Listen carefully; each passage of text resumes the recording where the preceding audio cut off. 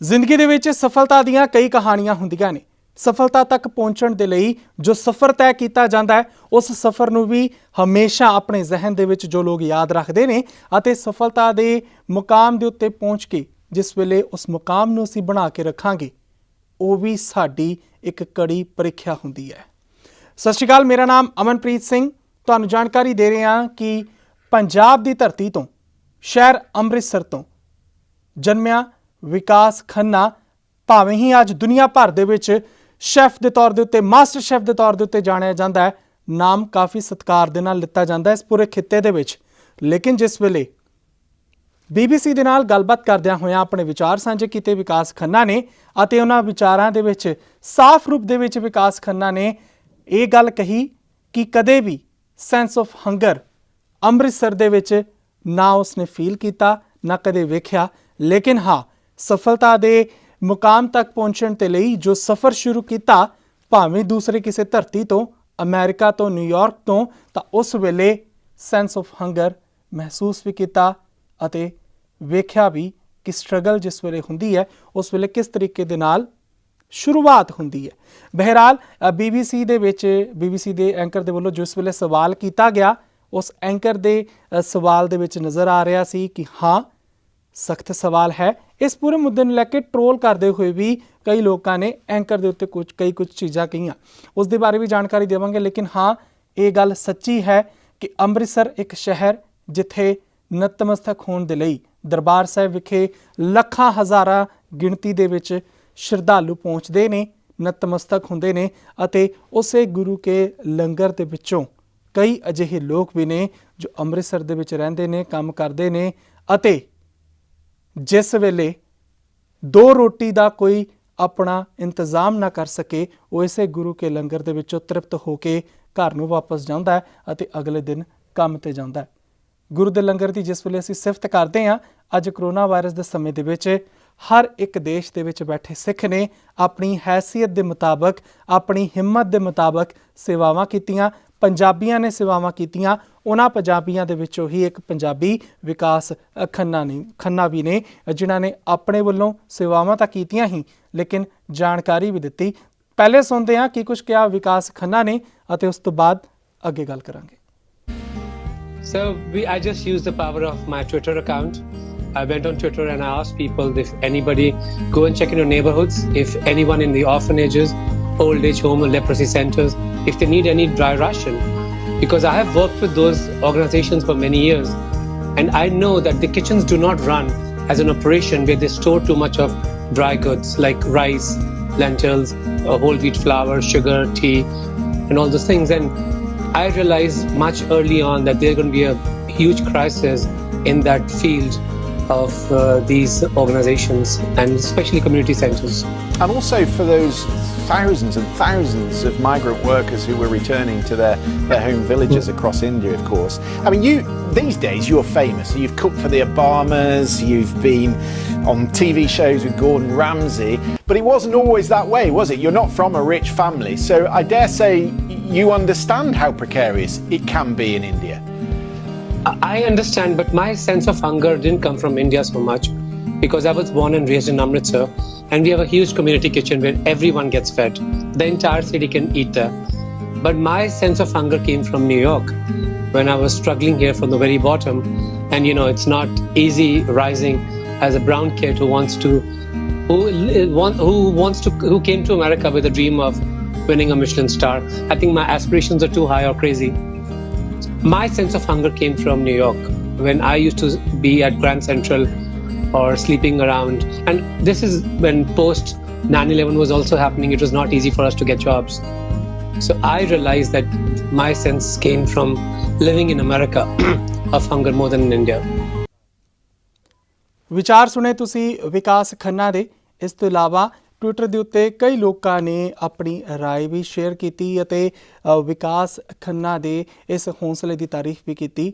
Twitter ਦੇ ਉੱਤੇ ਜੋ ਲੋਕਾਂ ਨੇ ਜੋ ਆਪਣੀ ਰਾਏ ਦਿੱਤੀ ਹੈ, ਕਈਆਂ ਨੇ ਇਸ ਸਵਾਲ ਨੂੰ ਰੇਸਿਸ ਕਹਿ ਦਿੱਤਾ, ਲੇਕਿਨ ਅਸੀਂ ਇਹ ਮੰਨਦੇ ਹਾਂ ਕਿ ਇਹ ਇੱਕ ਜਗਿਆਸਾ ਦੇ ਨਾਲ ਭਰਿਆ ਹੋਇਆ ਸਵਾਲ ਵੀ ਹੋ ਸਕਦਾ ਹੈ।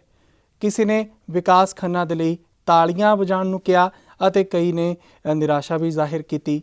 ਕਈਆਂ ਨੇ ਕਿਹਾ ਕਿ ਜੀ ਚਟਣੀ ਕਿਵੇਂ ਢੰਗ ਦੇ ਨਾਲ ਬਣਾਈ ਦੀ ਹੈ, ਇਹ ਚੰਗੇ ਤਰੀਕੇ ਦੇ ਨਾਲ ਵਿਕਾਸ ਖੰਨਾ ਸਮਝਾ ਕੇ ਜਾ ਚੁੱਕੇ ਨੇ। ਅਤੇ ਕਈਆਂ ਨੇ ਹਰਮੰਦਰ ਸਾਹਿਬ ਦਰਬਾਰ ਸਾਹਿਬ ਦੀ ਉਸਤਤ ਕਰਦਿਆਂ ਹੋਇਆਂ ਆਪ ਕਿਹਾ ਕਿ ਲੰਗਰ ਉਹ ਜਿੱਥੇ ਰਾਜਾ ਤੇ ਰੰਕ ਇੱਕ ਹੋ ਜਾਂਦੇ ਨੇ ਅਤੇ ਸੰਗਤਾਂ ਇਕੱਠੀਆਂ ਬਹਿ ਕੇ ਉਸ ਗੁਰੂ ਦੇ ਭਰੋਸੇ, ਉਸ ਗੁਰੂ ਦੇ ਸਦਕਾ, ਉਸ ਗੁਰੂ ਦੇ ਆਸਰੇ ਭੋਜਨ ਛਕਦੀਆਂ ਨੇ ਅਤੇ ਉਸ ਗੁਰੂ ਦਾ ਧੰਨਵਾਦ ਵੀ ਕਰਦੀਆਂ ਨੇ। ਬਹਿਰਾਲ ਲੰਗਰ ਦੀ ਵਿਵਸਥਾ ਜੋ ਪਿਛਲੇ ਕਈ ਦਹਾਕਿਆਂ ਤੋਂ, ਕਈ ਸ਼ਤਾਬਦੀਆਂ ਤੋਂ ਚੱਲਦੀਆਂ ਆ ਰਹੀਆਂ ਨੇ, ਅੱਜ ਦੇ ਸਮੇਂ ਦੇ ਵਿੱਚ ਜਿਸ ਵੇਲੇ ਅਸੀਂ ਵੇਖਦੇ ਹਾਂ ਕਿ ਕਈ ਸ਼ਹਿਰਾਂ ਦੇ ਵਿੱਚ ਕਈ ਸਰਕਾਰਾਂ ਨੇ ਵੀ ਸਿੱਖਾਂ ਦਾ ਧੰਨਵਾਦ ਕੀਤਾ ਕਿ ਤੁਸੀਂ ਉਹਨਾਂ ਲੋਕਾਂ ਦੀ ਮਦਦ ਕੀਤੀ ਜੋ ਭੁੱਖਮਰੀ ਦੀ ਕਗਾਰ ਦੇ ਉੱਤੇ ਸੀ। ਇਹ ਹੈ ਪੂਰੀ ਉਸਤਤ ਲੰਗਰ ਦੀ। ਲੰਗਰ ਦੀ ਜਿਸ ਪ੍ਰਥਾ ਦੀ ਅਸੀਂ ਗੱਲ ਕਰ ਰਹੇ ਹਾਂ, ਇਹ ਪ੍ਰਥਾ ਲੰਗਰ ਦੀ ਜੋ ਕਈ ਸਾਲਾਂ ਤੋਂ ਚੱਲਦੀ ਆ ਰਹੀ ਹੈ, ਇਸ ਦੇ ਵਿੱਚ ਸੰਗਤਾਂ ਦਾ ਵੀ ਇੱਕ ਵੱਡਾ ਸਹਿਯੋਗ ਹੁੰਦਾ ਹੈ। ਇਸੇ ਸਹਿਯੋਗ ਦੇ ਸਦਕਾ ਜਿਸ ਇੱਕ ਵੱਡੀ ਕਿਚਨ ਦੀ ਗੱਲ ਵਿਕਾਸ ਖੰਨਾ ਆਪਣੇ ਜ਼ਹਿਨ ਦੇ ਵਿੱਚ ਰੱਖਦੇ ਨੇ, ਉਹ ਕਿਚਨ ਦਰਬਾਰ ਸਾਹਿਬ ਦੀ ਰਸੋਈ ਹੈ। ਵਿਕਾਸ ਖੰਨਾ ਨੇ ਸਮੇਂ ਦੇ ਉੱਤੇ ਜਦ ਕਿਸੇ ਵੀ ਇੰਟਰਵਿਊ ਦੇ ਵਿੱਚ ਗੱਲ ਕੀਤੀ ਤਾਂ ਉਹਨਾਂ ਨੇ ਹਮੇਸ਼ਾ ਇਹ ਗੱਲ ਕਹੀ ਕਿ ਜਦ ਉਹ ਛੋਟੇ ਹੁੰਦੇ ਸੀ ਤਦ ਉਹਨਾਂ ਨੇ ਸਿਰਫ ਤੇ ਸਿਰਫ ਅੰਮ੍ਰਿਤਸਰ ਦਰਬਾਰ ਸਾਹਿਬ ਦੇ ਰਸੋਈ ਘਰ ਦੇ ਵਿੱਚ ਹੀ ਜਾ ਕੇ ਜੋ ਉੱਥੇ ਸੇਵਾਵਾਂ ਕੀਤੀਆਂ, ਉੱਥੋਂ ਹੀ ਉਹਨਾਂ ਦਾ ਰੁਝਾਨ ਪੈਦਾ ਹੋਇਆ ਕਿ ਉਹ ਅੱਗੇ ਚੱਲ ਕੇ ਵੱਡੇ ਸ਼ੈਫ ਬਣਨ। ਛੋਟਿਆਂ ਹੁੰਦਿਆਂ ਤੋਂ ਜੋ ਸੇਵਾ ਕਰਦਿਆਂ ਹੋਇਆਂ ਰੁਚੀ ਇੱਕ ਜ਼ਹਿਨ ਦੇ ਵਿੱਚ ਪੈਦਾ ਹੋਈ, ਉਸ ਰੁਚੀ ਨੇ ਭਾਵੇਂ ਹੀ ਵਿਕਾਸ ਖੰਨਾ ਨੂੰ ਚੰਗੀ ਕਾਮਯਾਬੀ ਦੇ ਚੰਗੇ ਸਫ਼ਰ ਨੂੰ ਤੈਅ ਕਰਕੇ ਅੱਜ ਮੁਕਾਮ ਤੱਕ ਪਹੁੰਚਾਇਆ, ਲੇਕਿਨ ਜਿਨ੍ਹਾਂ ਨੇ ਆਪਣਾ ਪਿਛੋਕੜ ਨਹੀਂ ਭੁੱਲਿਆ ਉਹ ਅੱਜ ਵੀ ਜ਼ਹਿਨ ਦੇ ਵਿੱਚ ਰੱਖਦੇ ਨੇ ਕਿ ਹਾਂ ਅਸੀਂ ਕਿਸ ਧਰਤੀ ਤੋਂ ਤਾਲੁਕਾਤ ਰੱਖਦੇ ਹਾਂ।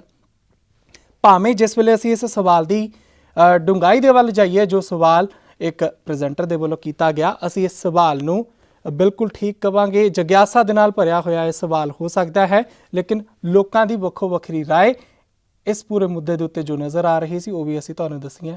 ਇਹ ਤਸਵੀਰਾਂ ਲੰਗਰ ਹਾਲ ਦੀਆਂ ਉਸ ਵੇਲੇ ਦੀਆਂ ਨੇ ਜਿਸ ਵੇਲੇ ਅਕਸਰ ਹੀ ਲੋਕਡਾਊਨ ਤੋਂ ਪਹਿਲਾਂ ਸੰਗਤ ਪਹੁੰਚਦੀ ਸੀ ਤੇ ਸੇਵਾਵਾਂ ਕਰਦੀ ਸੀ ਅਤੇ ਲੰਗਰ ਵੱਡੀ ਗਿਣਤੀ ਦੇ ਵਿੱਚ ਸੰਗਤ ਛਕਦੀ ਵੀ ਸੀ।